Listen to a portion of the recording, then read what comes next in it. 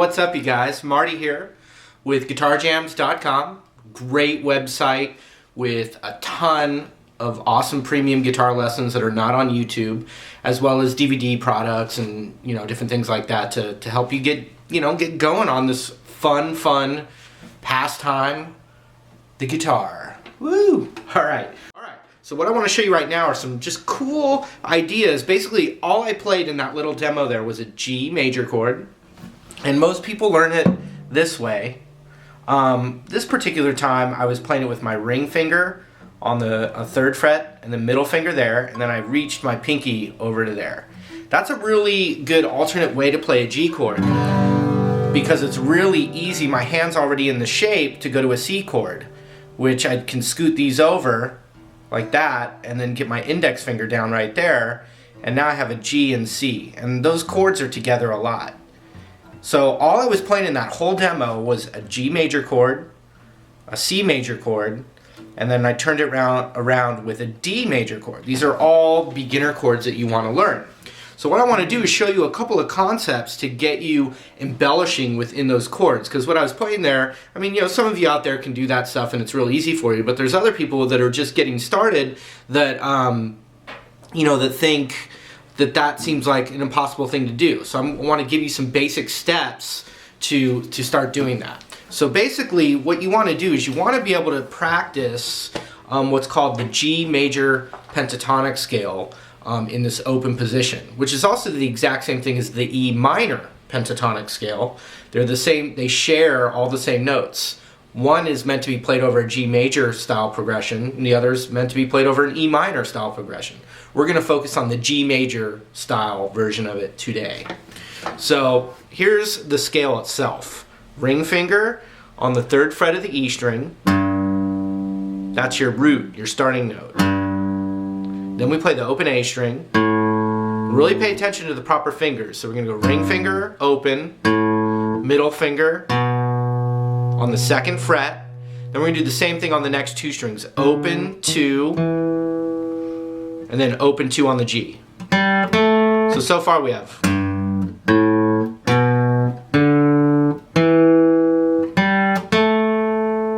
Then we have open B string, 3rd fret ring finger, and then same thing on the high E.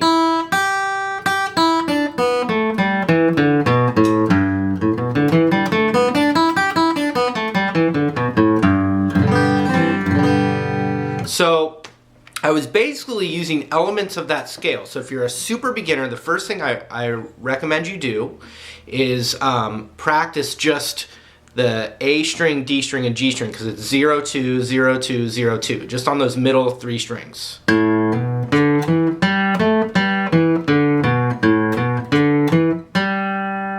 Okay, you want to practice that a lot, very slowly. Okay, get that going, and then what you want to do is practice a couple of these techniques. The first technique would be hammer-ons.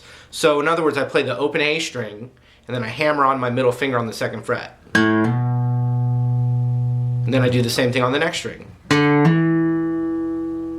Then the next string. And the trick with a good hammer-on is that once you hammer down on it, you don't release your pressure. See that? I kind of relax my finger after I hit it. You come straight down and you keep the pressure. So you can practice things like this. Slowly, slowly, slowly, slowly.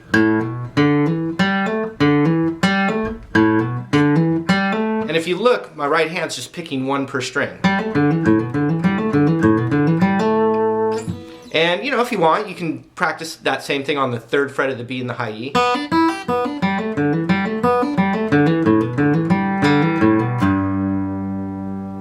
Okay, so that's one trick. Another trick is to do the hammer on, then hit the next string open. So for instance, hammer on the 2nd fret of the A, then I play the open D string right after.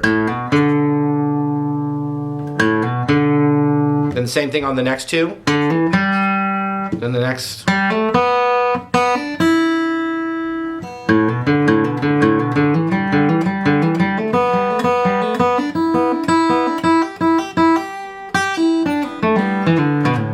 So then another step, and you can follow all these and practice them really slow, is to called a pull off. So my ring finger on the 3rd fret of the high E, pluck it, then pull it off. Same thing on the B, and then the G, the D, then the A, and then you can just end it with a G chord. Alright, so that's another trick. And then another one, and these are all great practice tips, I'm telling you, it will just build some of your skills. The other one is a hammer-on pull-off. So with one pick, I hammer on and pull off in one motion with my middle finger.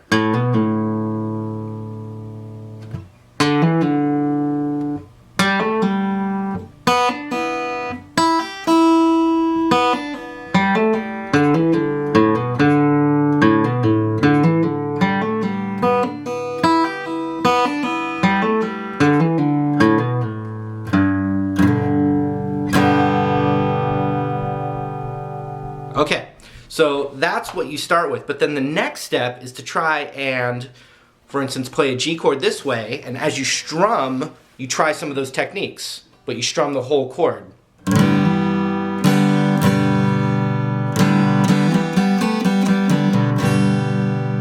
So I'm using my middle finger with this G shape.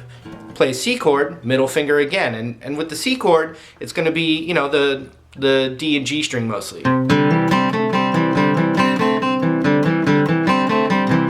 With the C chord, you could take off and add that index finger as well. And pinky on the 3rd fret of the B and the high E is always going to work. And the cool stuff is that you can strum the whole chord when you add those.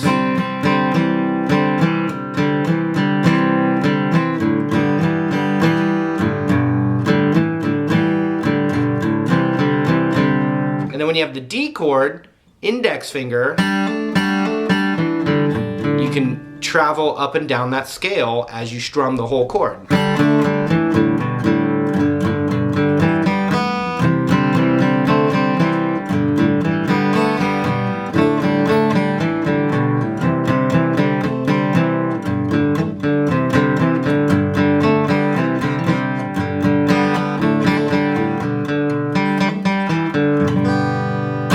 And then another thing you can do is play the notes individually followed by a chord, or start with a chord. I'm just talking about G, C, and D, watch.